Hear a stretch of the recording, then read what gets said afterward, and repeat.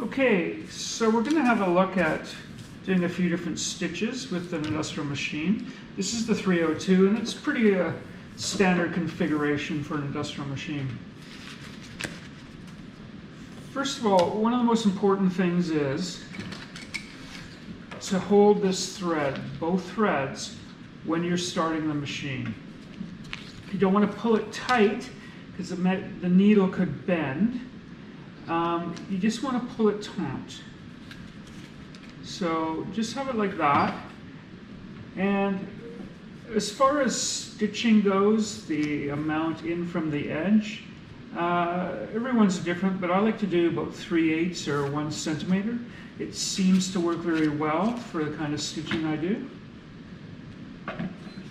So first of all, we'll hold this, and we're going to start just applying a slight pressure to the pedal.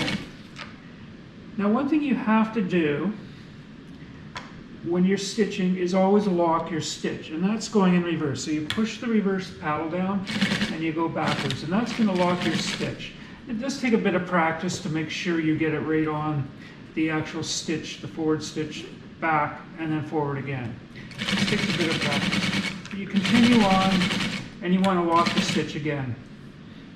Now, just so you know, any industrial machine, the stitch is only as strong as its weakest link, and that's why you want to make sure all the stitching is good and you lock it in the front and back. If you're going to cut it off near the end or something, you want to make sure it's back stitched past where you're going to cut it off. Okay? So a little trick as far as holding the thread goes. I've got a whole bunch of scrap pieces of material on the side of my machine here.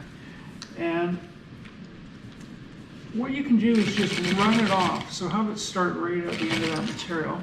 And then you just cut this. So you don't have to hold the thread now when I want to restart.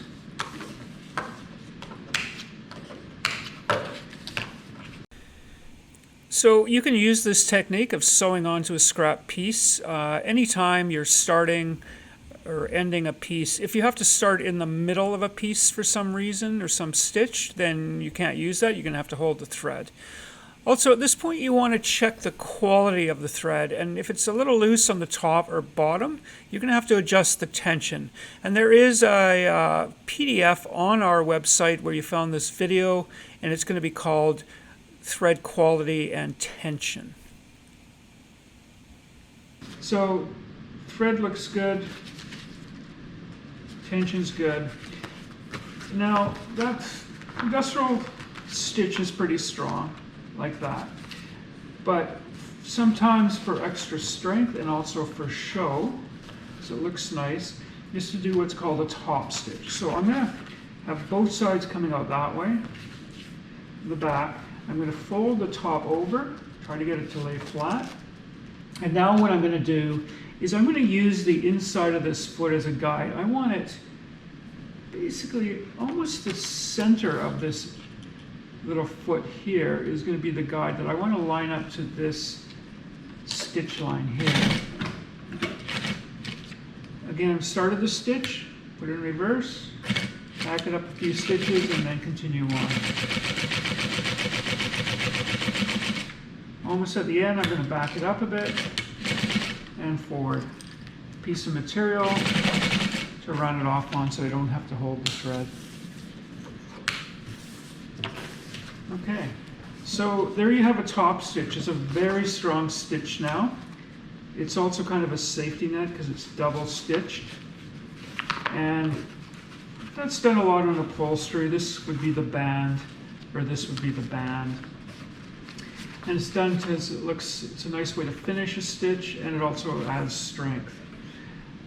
Now the second stitch we're going to show you is called a French seam. Again, we're going to sew these two pieces of upcycled vinyl together. So about 1 centimeter. Back stitch it. Now you can see you want to pre-line up this whole edge, and you can see I'm very straight. I want to run it through the machine like that. So I'm using these two hands to kind of keep it on the edge. Make sure the edge is all lined up. And I'm helping this feed because the machine will grab it and try to pull it and force it around depending on the material.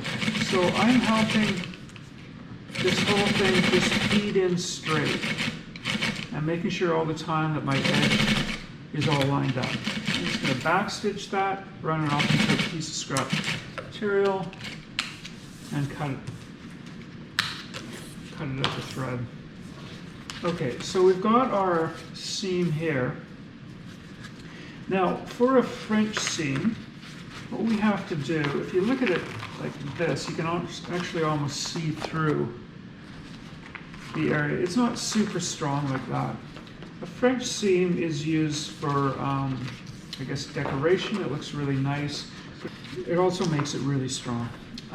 So what we need to do is put in a backing material, and this could be just canvas or muslin, just some fabric.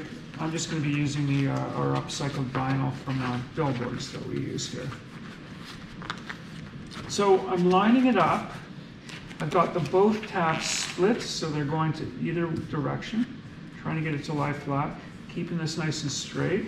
The trick is to make sure this stays under where I'm going to be sewing. Okay, so I'm all lined up. I'm going to use the inside of this foot this time. I wanted a fairly small seam. Again, back it up and forward. And this, as I go along, I'm laying it nice and flat with both hands. I'm feeding it in with both hands. And I'm just going to keep checking and lying it flat as I go along. Line it flat.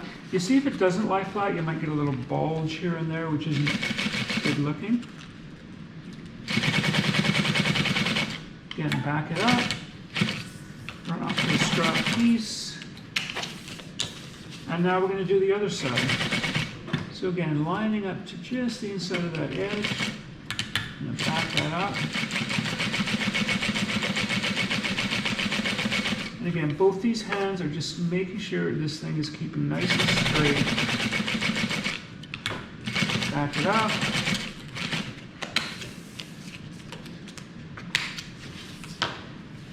And then we have what's called a French seam, and it's super strong. It's used a lot in upholstery, in bag making, and lots of other applications. So the French seam and the top stitch. I hope you found this video valuable, and we'll see you next time.